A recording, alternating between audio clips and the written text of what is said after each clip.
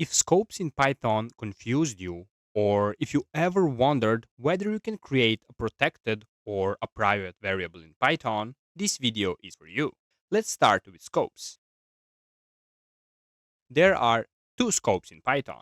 First one is non-function scope, and when I create a variable like this, because this is not inside a function, this is a non-function scope.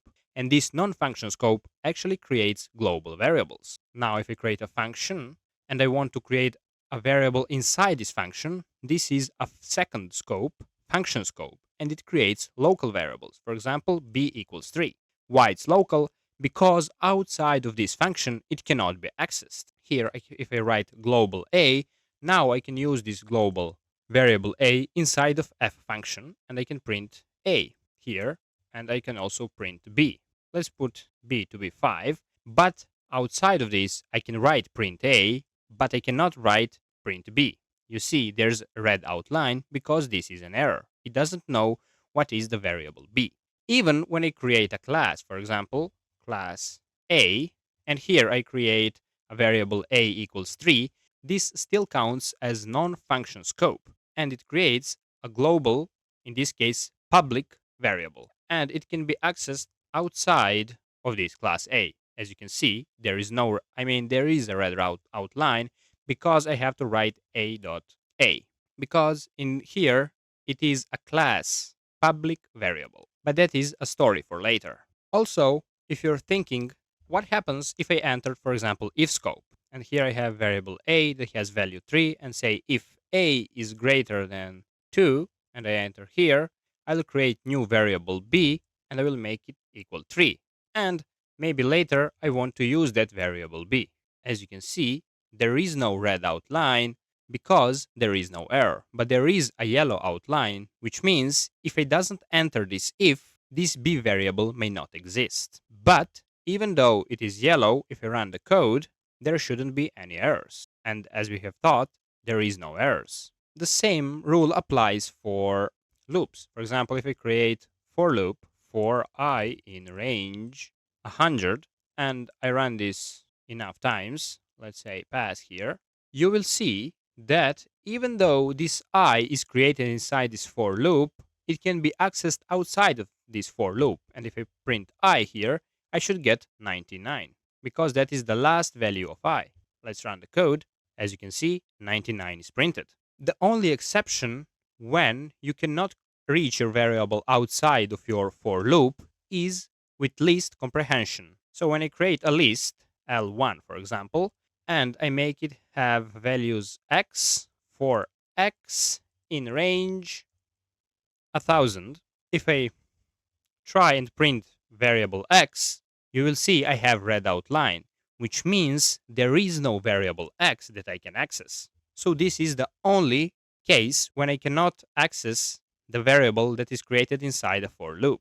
So all variables created outside of functions in the non-function scope are global, while those created in functions are local.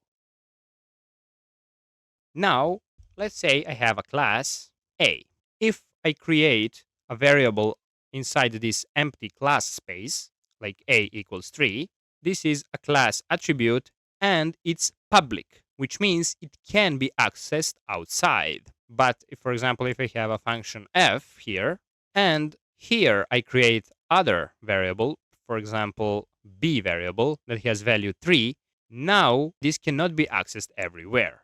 A protected variable, we created a convention and we write underscore a, and now you can assign any value you want to it, for example, 4.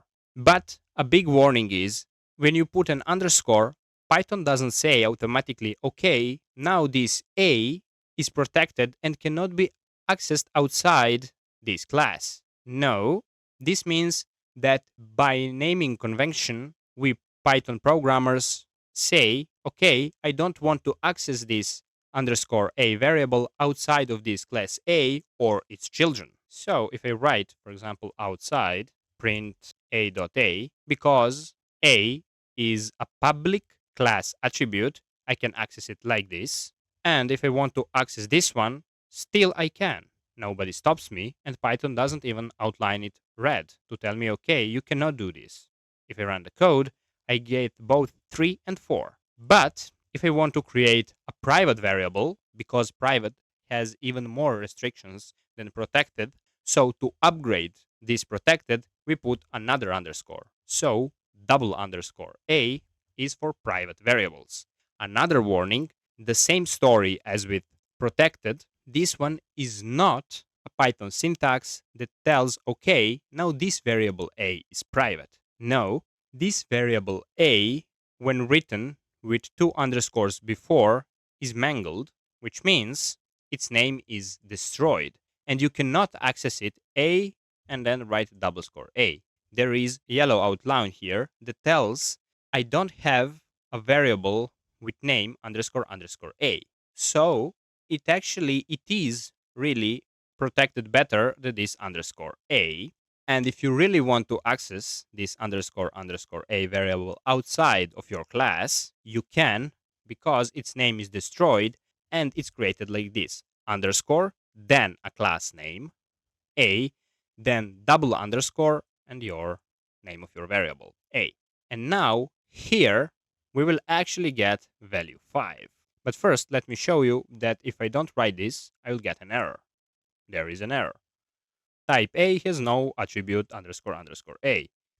But if I put this and run the code, I get 3, 4, and 5.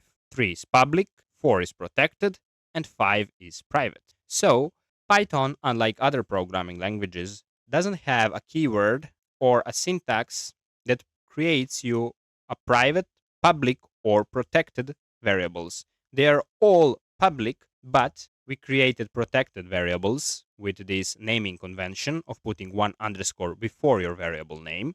The same applies also for methods as well, or otherwise called functions. But to create a private variable, we put two underscores. And this tells Python to mangle the name into underscore, class name, and then your private variable. So it is a little bit more protected, but it's not really a private variable. It can be accessed if you know its true name. If you want to learn more about Python, check out my course on the screen right now. Also, don't forget to subscribe so you don't miss any of my future videos.